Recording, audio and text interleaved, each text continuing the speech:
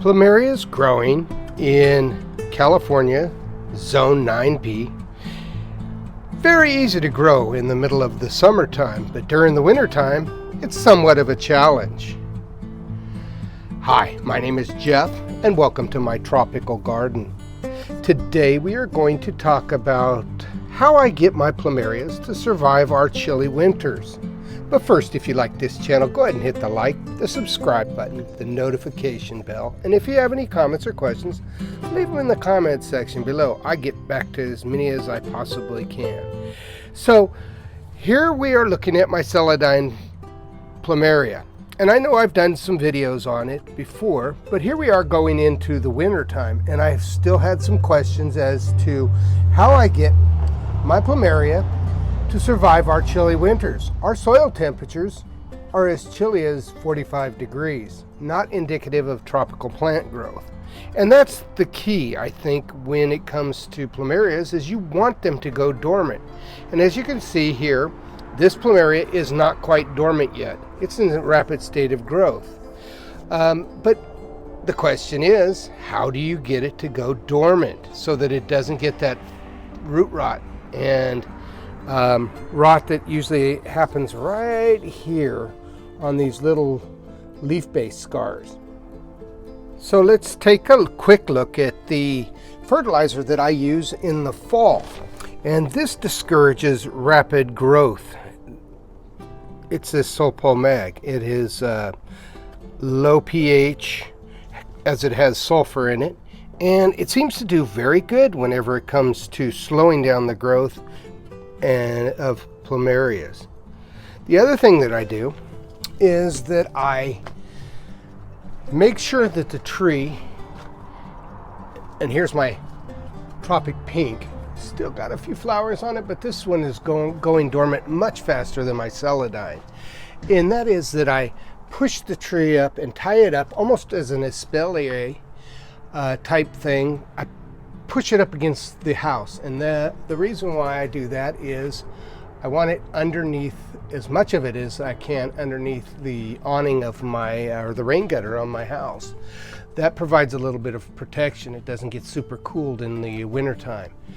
As you can see with this tropic pink, I have gravel on it, and for those that don't have their plumerias planted up against the house, you could put plastic down to keep the water off the roots.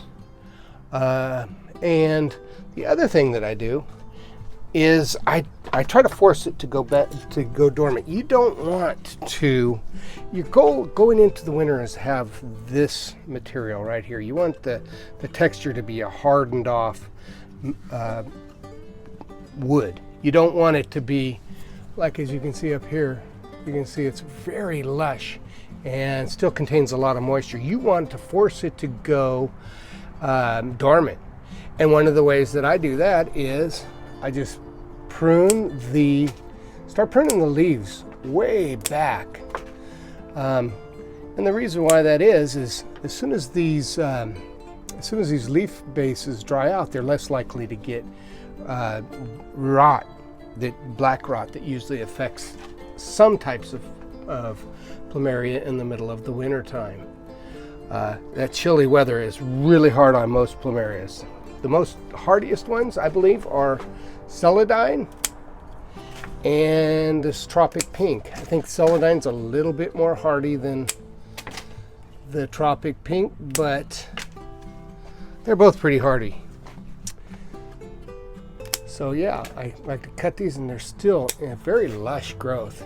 I want these things to, as you can see, you don't have to take these off right now. They'll fall off by themselves when it's warm out.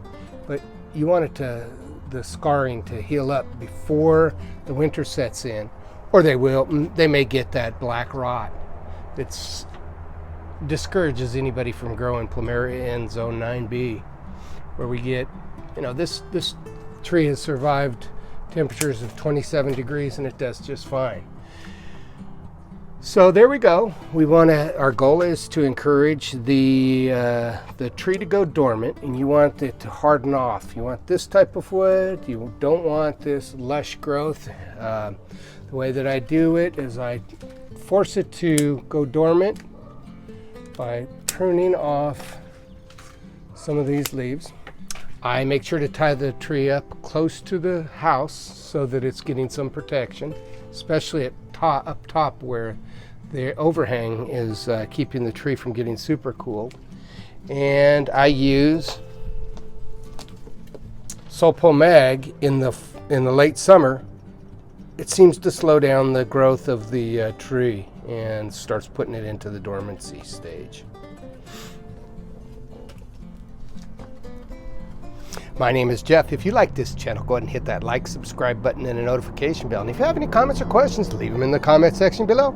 I'll do my best to get back to everybody. You have a great day.